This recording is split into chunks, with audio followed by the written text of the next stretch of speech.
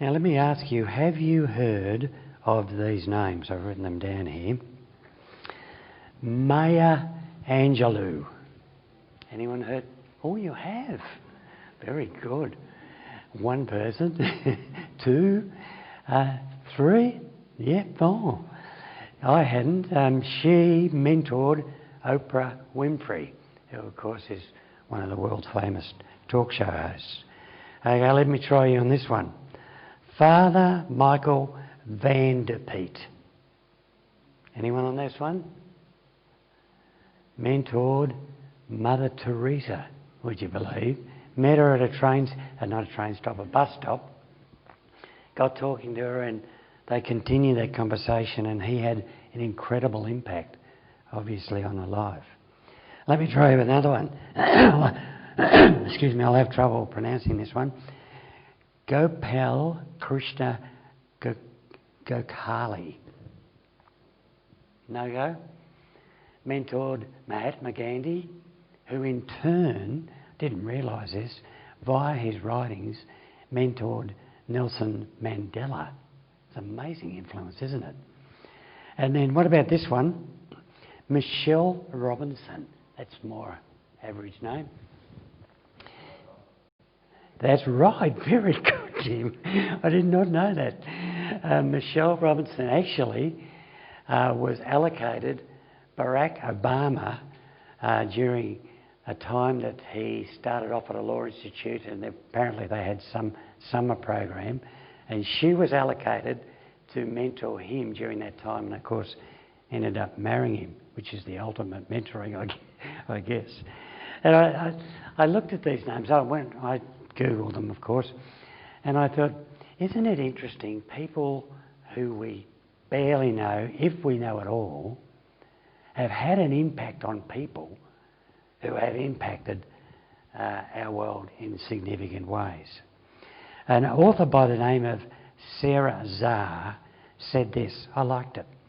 There are certain people who come into your life and leave a mark. Their place in your heart is tender.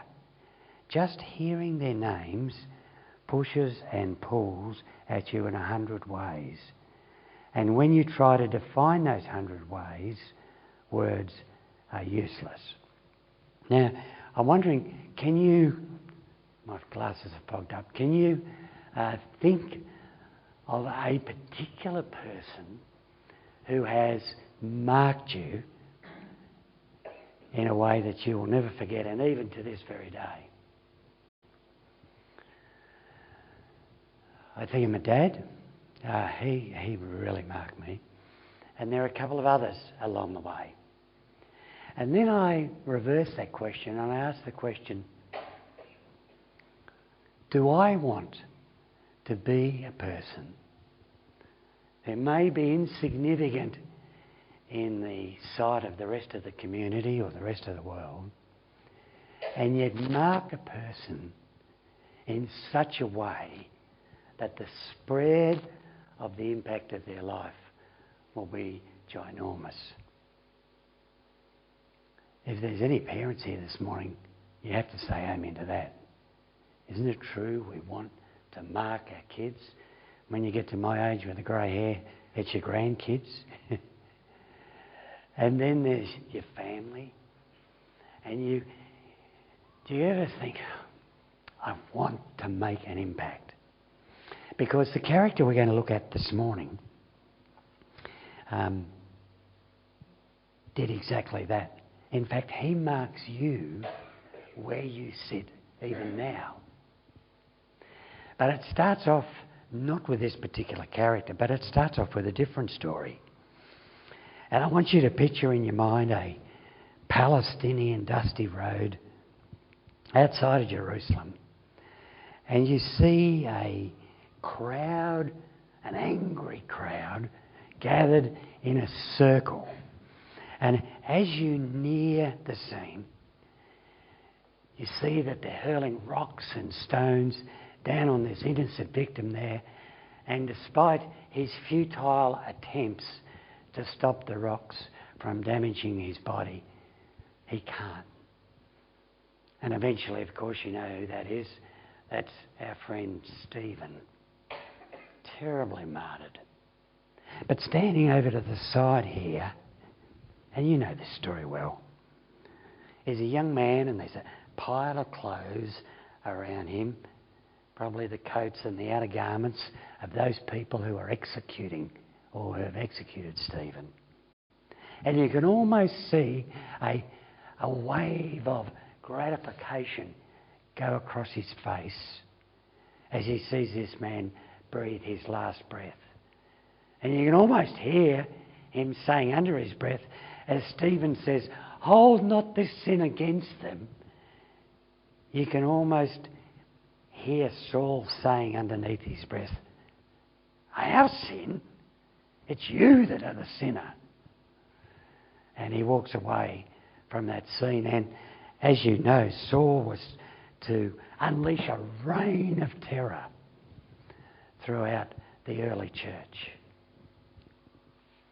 Just the mere mention of his name would have struck deep fear into the hearts and minds of all those people who had come to know Jesus. And so it's little wonder that after his incredible conversion, that when he seeks to join himself to the church down there at Jerusalem, can you understand how they found it almost impossible to believe? If you had someone who you've heard's become a Christian and you can't believe it's happened, you think, what? That's the last person. Well, put Saul on the Richter scale and he is way down here. And it's little wonder that when Saul tried to join himself to the church, they didn't have anything to do with him, because they wouldn't put it past this guy who had tortured and killed many Christians. They wouldn't have put it past him to fake the whole Christianity thing, to get in there amongst them, find out who the leaders are, and bring the decimation of the leadership of the church. But enter, at this point, the person we're going to talk about this morning, who marks you even as you sit here this morning. You know who that guy is? Well, let me read to you about this guy who we're going to have a little look at this morning. And we find it in Acts. And this is what it says. When he tried to join himself to the church, someone stepped in.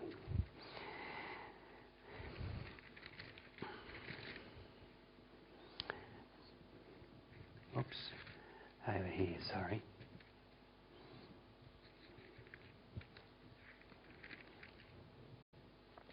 When he came to Jerusalem, Acts 9, when he came to Jerusalem, he tried to join the disciples, but they were all afraid of him. Now, little wonder, not believing that he really was a disciple. But Barnabas took him and brought him to the apostles, and he told them how Saul on his journey had seen the Lord, and that the Lord had spoken to him, and how in Damascus he had preached fearlessly in the name of Jesus. Here's Barnabas. He's seen his conversion. Not only seen his conversion, but he's believed that it's genuine, and he's believed in Saul. Now, can you imagine, humanly speaking, I know God could have done other things, but could you imagine, humanly speaking, if there'd been no Barnabas? You may as well take, about a third of the New Testament out of your Bible. It wouldn't be there. Because Barnabas believed and encouraged Saul, he's accepted into the church. But it gets even better. Because after that, there's a movement of God in Antioch, which is like in Turkey today. And lo and behold, the early church is stunned because there's Gentiles who are starting to come to know Jesus. And the early church says, what's going on here? There are Gentiles coming. So they get hold of our friend Barnabas and they say, Barnabas, we want you to go to Antioch, suss it out, and we want you to minister in that church there. So where does Barnabas go? Anyone know where he goes? Give me a town. This is what they say. Well, I didn't know because I should know when I came across it. Here it is. Listen to it. Acts 11. Then Barnabas went to Tarsus. Hey, why did he go to Tarsus? Well, I think you know the answer. To look for Saul. Don't you love that little expression there? Before he goes to Antioch to set up a ministry there, he says, I need someone. I need someone to help me. So he goes to Tarsus, then he goes to Antioch. And when he found him, I don't know whether he had a GPS or whatever it was, but he found him in Tarsus. He brought him to Antioch. So for a whole year, Barnabas and Saul met with the church and taught great numbers of people. The disciples, you know this particular end of the verse, the disciples were called Christians first at Antioch. So here's Barnabas who believes in Saul, presents him to the church of Jerusalem, encourages this young guy, because he's just a young guy, even though he's essentially very religious. Then later on, he seeks him out, takes him to Antioch, and ministers there at Antioch. Encouragement is very powerful, isn't it? He's invested himself into Saul, who of course was later to become named Paul. And then, well, you know what happened after that. They go on their missionary journey and incredible things happen. But I've got a question for you. Do you remember that they had a falling out after the first missionary journey? Do you remember that? Anyone remember who it was that they fell out over? Mark, that's right, John Mark. Because they did their first missionary journey, had great things happen, come back, and after they'd been in Antioch for a while and reported to Jerusalem, all that kind of stuff, they said, hey, why don't we go revisit all those churches again and do some more work? You can hear Barnabas and Paul say, yeah, that'd be a great idea. But then you know what happened. They said, well, who are we going to take? And Barnabas says, let's take John Mark. Well, there is an amazing bust-up. In fact, the word used in Acts to describe what happened is a sharp disagreement. Now, it's that sharp, and I wouldn't be a talk without some prop, would it? It's that sharp. This is a definition of the word. I'm not going to throw it. It means to come alongside and to jab. So when it talks about a sharp disagreement between Paul and Barnabas, it was painful, very painful. And I asked myself this question, and of course they separated. Who was right? Who was right? In fact, in Acts 15 it says, God put them together. Do you remember that little expression? Set apart for me, this is God speaking, set apart for me, the Holy Spirit spoke, set apart for me, Paul and Barnabas, for the work to which I've called them. So God put Paul and Barnabas together. Then comes this sharp disagreement over John Mark. You can almost hear Paul saying, oh yeah, he's your cousin, this is nepotism, and why would we have John Mark? Because do you remember what John Mark did? He deserted them just at the start of the first missionary journey. So you can hear Paul saying, I'm not having a deserter of the faith come with us on our second missionary journey. Did Paul say the right thing? And Mark's arguing back, but you can almost hear, not Mark arguing back, Barnabas arguing back, but he's got potential. We can save him. I'm not having that guy with a great big yellow strip down his back. And they parted. Who was right? Is it possible to have a disagreement and both people be right? Well, certainly we don't have any problem with Paul, excuse me, because there's a triumphal trip through the rest of the book of Acts of all the churches being established all over Asia Minor. But what about Mark and Barnabas? Because it says in Acts that Mark and Barnabas went off by themselves to do ministry in Cyprus. Should Barnabas have stayed with Paul? I love this verse, and you're probably familiar with it. It's in Timothy, and this Paul, when he wrote Timothy, of course, is near the end of his life. He's in jail, and this is what he says. I love. It's an amazing verse. You get this, 2 Timothy, chapter 4, verse 11. So he's by himself. He's in jail, and this is what he writes to Timothy. Only Luke is with me. Poor old Paul. He's lonely, and everyone else has left him in a cell. And he says, only Luke is with me. Get the next words.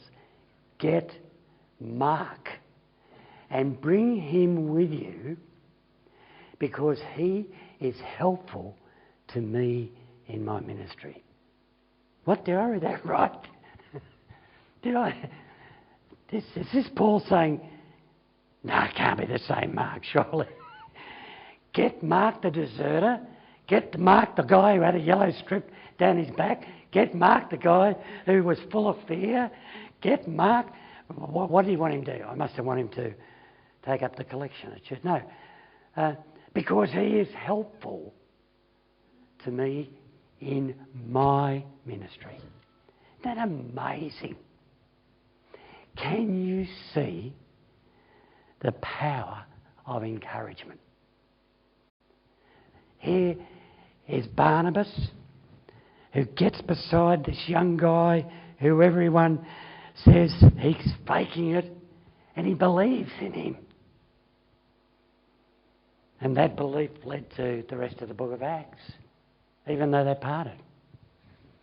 And yet, here's Barnabas, and he's got his cousin Mark with him, and he's about to disappear down a spiritual black hole of oblivion in terms of his relationship with God. And Barnabas puts his arm around him and says, come, let's go to Cyprus. Now, I don't know what happened in between then and what we read in 1 Timothy, but whatever happened, Barnabas rescued John Mark. Encouraged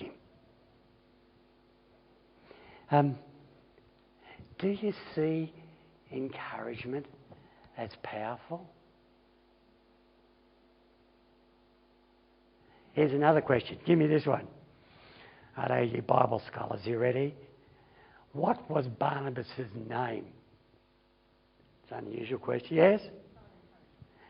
That's what Barnabas means, but what was his name? What was his name? Anyone know? I didn't. Someone asked me this, I wouldn't know. Joseph. His name was Joseph. His nickname, he was called this by the church, was Barnabas, which, as we've had defined here, means son of encouragement. Barnabas, wherever he walked, he's like you've got a big lot of honeycomb in your hand and the honey is just dripping down. Everywhere he walked, there's sweetness of encouragement that comes out of his life. Because, my friends, encouragement is powerful. Some of us come from families where we did not receive that. And we've known the opposite. The lack of encouragement is destructive. True? My only problem is that I think we've taken the word encouragement and we've diluted it. It's sort of a weak little expression, like a grandfather patting his grandson on the head and saying, "Good boy, son, good boy." Or like someone throwing a glib, "Hey, thank you for putting the dishes away." Is that what encouragement is? I don't think that's incredibly powerful. But biblical encouragement, as shown to us by Barnabas, is powerful. Well, what is biblical encouragement? I thought you'd never ask me that question because I'm going to answer it. The first thing I want to say is just from my own experience. When I was the first time I ever preached was when I was about 14 or 15 in a thing which was called Christian Endeavour. Anyone familiar with that name, Christian Endeavour? Oh, that's so good to know. I thought it had been wiped off the face of the earth. And in Christian Endeavour, they used to give you opportunities to do things. So here I am, 14-year-old, freckles all over the place, thin as a rake and very, very shy. And this guy, his name was Bill Patterson. Nothing to do with Bill Patterson Motors, who used to run Holden. He was a short guy, and he came up to me and said, "Would you like to give a 7-minute talk at Christian Endeavour next week?" And they're about, I don't know, 15, 16 kids. And I sort of looked at him and said, "Yeah." Anyway, I gave the talk. Heaven knows how bad it was, but I gave it. But it was funny. I walked away from it and I thought, I like that. And they gave me several other opportunities as a young teenager to talk and encourage me. But I was still green and raw and inexperienced. And I remember I used to preach at our youth group. We'd have a youth group about between 40 to 60 come along, and I'd give them all the wealth of my knowledge. And I don't know, I used to preach for about an hour. I don't know how the kids put up with it, but they came back. And I was just so raw and inexperienced, but there's something within me that liked it. And eventually, one day, my dad had a friend called Brian Greenwood. Some of you may or may not know him. He headed up open air campaigners. And I was 18. And he took me under his wing. And he took me down to the beaches. Now, of course, this wouldn't work now. But we go down the beach to show a Christian film. But before we showed a Christian film, we'd get up and sketch on the sketchboard and preach the gospel, right? And he gave me the opportunity in beach after beach to get up and to share the gospel. And I was like a little baby Labrador salivating at the opportunities that were there. And I remember speaking down on the beach at Phillip Island, 600 people sitting on the sand, blankets over them, and being able to share the gospel. And then afterwards, Brian would take me aside and say, "That was good, but have you thought about this?" And I say this is the grace of God, nothing to do with the awesomeness of Rob. But I wonder if I hadn't had a Barnabas come beside me, encourage me, whether I would have ever had the opportunity in the ongoing years after that to preach to literally hundreds and hundreds of people, hundreds of school kids, in youth rallies up to 4,000 to 5,000 people, and see people come to Christ by God's grace, not by me. But it all happened because there is power in encouragement. Do you want to mark someone? How do you do it? Well, I better answer that question. I raised that before, didn't I? Well, let's have a look at Barnabas. The first thing that Barnabas did, which shows a biblical encouragement, was that he was deliberate. And what do I mean by that? Well, remember I read there in Acts that he went to look for Saul. He didn't go straight to Antioch. He goes to Tarsus and he deliberately grabs hold of Saul and says, I'm going to invest myself in you. If you want to encourage someone and have a mark on them for good, then you need to be taking notice of those people around you and waiting for the whisper of God's voice to say, hey, why don't you encourage that person? That's how it started with Barnabas and, of course, escalated from there. My challenge for you is, well, let me ask you this question first, is one, is there someone now, right now, that God has on your heart that you're saying, I want to invest myself in that person? And if no name springs to mind, then what I would say, and this would be my dare, it's probably not a spiritual word, but my dare for you would be, hey, are you prepared to pray, Lord, who is it that you want me to invest my life in? And you may just be surprised at who it is that God brings along. It may even be a non-Christian. Every Saturday morning, we have, don't hold this against us, but we have brekkie in bed on Saturday mornings and read the newspaper, okay? But before that, I whip down to Hillsville, down to Coles, and I get the Herald Sun, go across to Habitual, which is a cafe in Hillsville, get two takeaway coffees there, and then I go over to Baker's Delight, and I get 2 dinner rolls and 1 long hard of white, I don't know what you call them, rolls, that I eat during the day. And there's this girl there. Her name's Madison. And right the way through COVID, because I couldn't go anywhere outside of Hillsville, 5k, every direction takes you to bush paddocks or mountains. So I'm stuck in Hillsville. And so every Saturday I go down and I say, hi Madison, how are you? We get talking.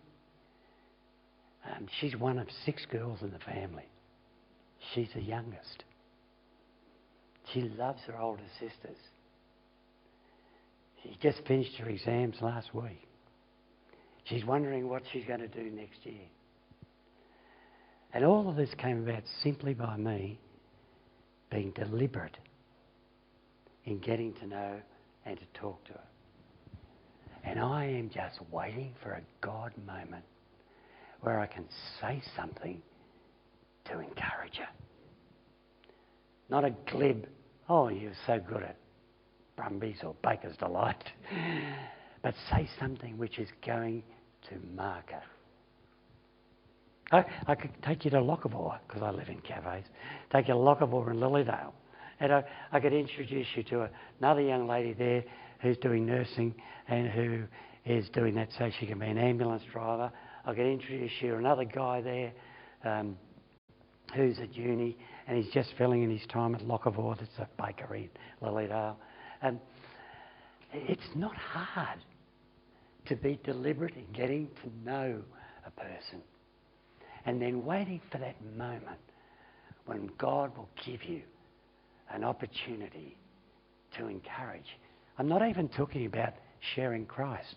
That would be even better, of course. But that's where it can start. You need to be deliberate, just like Barnabas. The second thing that Barnabas did was that he was relational. He was not only deliberate, but can you imagine how well he got to know Saul as he was working in Antioch? Can you imagine about that first missionary trip? Do you remember what happened in Lystra? There's Saul, the guy who stood by and watched Stephen get stoned. He gets stoned in Lystra. It's the most remarkable story. There's Saul. I won't lay down because I won't get up. There's Saul laid down on the road, and they say he's dead. And the crowd walk away. They're happy. They've killed this Christian fanatic. And lo and behold, after they walked away, up stands Saul, and he walks. Now, I like to imagine the discussion between Barnabas and Saul. Were you faking it there? Were you just pretending to be dead? Or were you dead and did Jesus resurrect you? And throughout that missionary journey, remarkable things happen. But all the time, Barnabas is building relationship with Paul. And that takes time. How many times have you talked to people and they've said, my dad never spent time with me.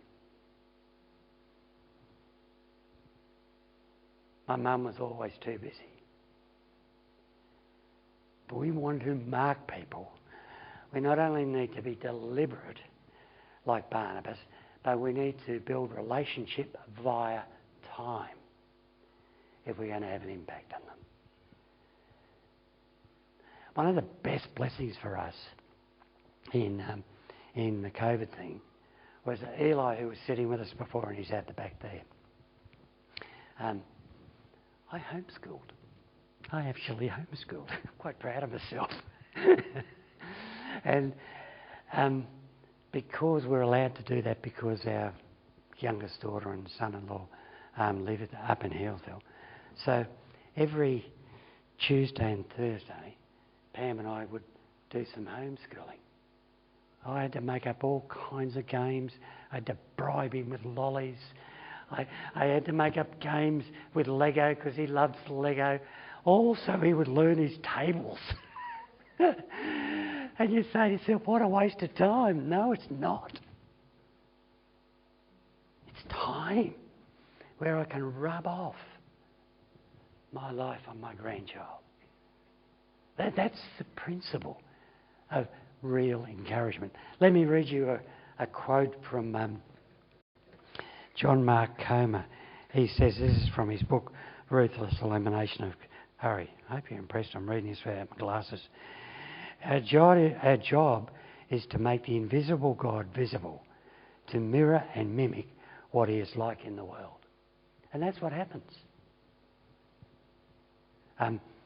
Because we are indwelt by Jesus, whether it's Christian or non-Christian, if our walk with him is good and we are intentional with a person and we invest time in them, we will mark them. You don't have to have any fancy words. God will rub off on you, on them. And then the last thing, and I think this is probably the most powerful thing, is that Barnabas believed in Paul.